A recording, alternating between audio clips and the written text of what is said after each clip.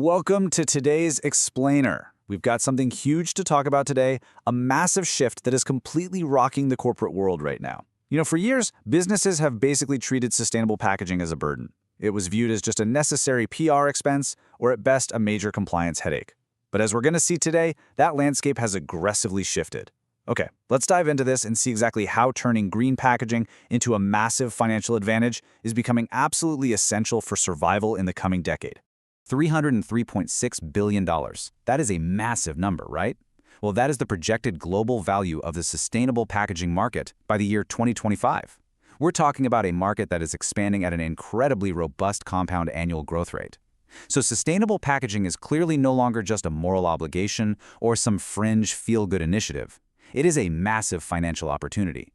Honestly, if your business isn't tapping into this $303.6 billion pie, you are literally leaving money on the table, and you're exposing yourself to some serious future liabilities. So here is our roadmap for today's Explainer. First up, we'll hit the sustainable packaging boom. Then, the consumer demand shift. After that, we're looking at the big 2030 eco-modulation deadline.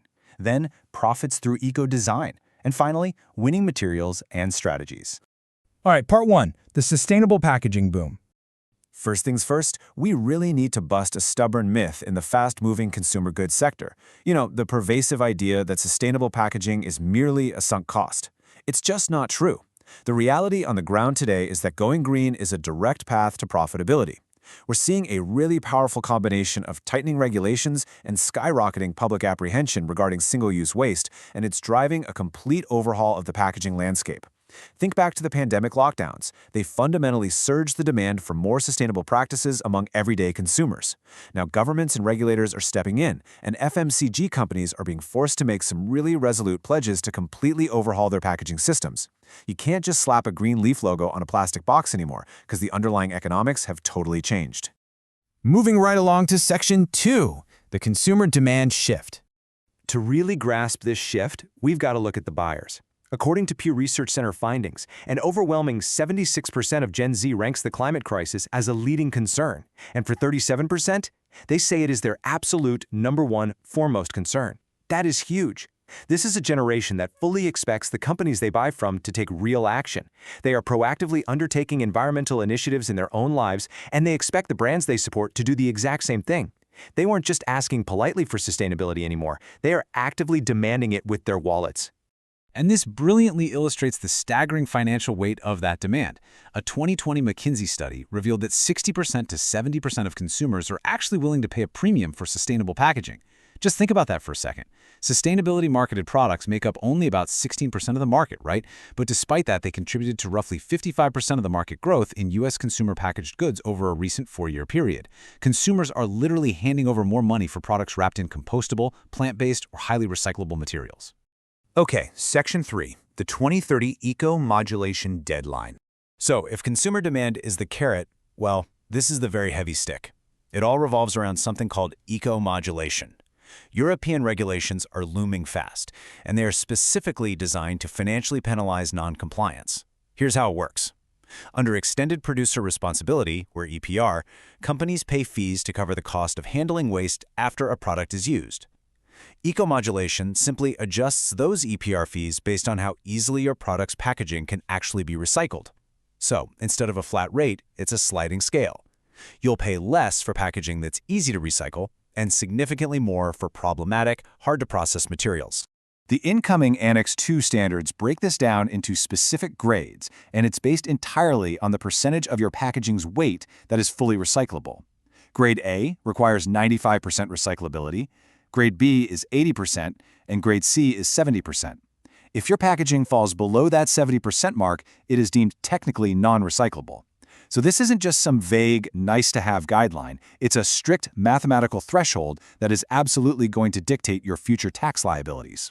Let's map out this timeline, because the clock is absolutely ticking loudly.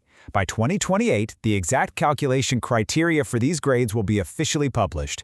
By 2030, only packaging hitting grades A, B, or C will even be allowed on the market. But here is the massive catch. While grade C survives that 2030 deadline, it becomes totally 100% banned by 2038. So if you're designing packaging today and you're aiming for grade C just to scrape by, you're basically designing a product that will be entirely obsolete shortly after.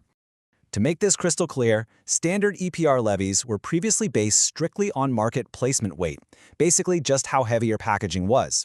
Eco-modulated fees, however, totally flip the script. They actively reward sustainable design with financial bonuses, and they aggressively punish complex formats with heavy surcharges. It completely changes the math. You could have two companies using the exact same weight of plastic, but they could pay vastly different fees based entirely on their design choices. That brings us to Section 4, Profits through Eco-Design. Now, what's really interesting about this slide is how businesses are actively turning these strict rules into massive, measurable cost savings. The scale of these financial savings is just wild. And these aren't estimates, by the way. These are proven format impacts on costs. By simply removing a PVC sleeve from a PET bottle, you can save €300 per ton in fees.